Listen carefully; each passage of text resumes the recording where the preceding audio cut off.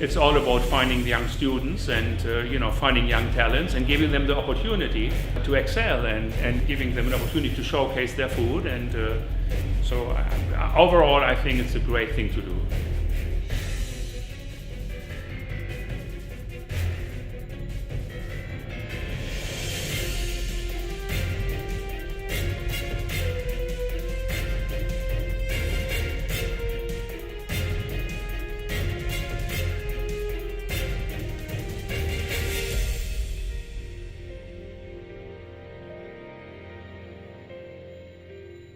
Thank you. What you have in front of you is grilled broccolini, sautéed Brussels sprouts with some bacon lardons, some puffed quinoa, goat cheese mousse, a couple flowers.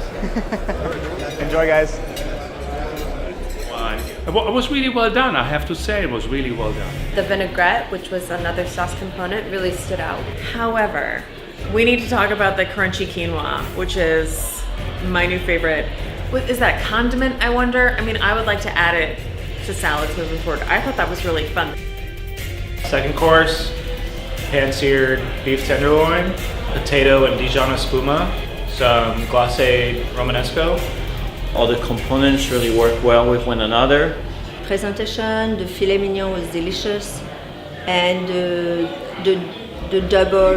potatoes two ways. I've never had the crumble, and I thought it was really interesting. Just like the depth of flavor from the jus and the steak was like umami. It was really wonderful.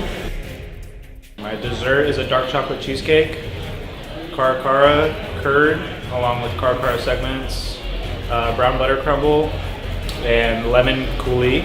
My favorite course tonight was the dessert, definitely a winner. Like I say, perfect balance of flavors. I love the meal. I love the creativity. I love the china, the ambiance of From the appetizer to the entree to dessert, very bold.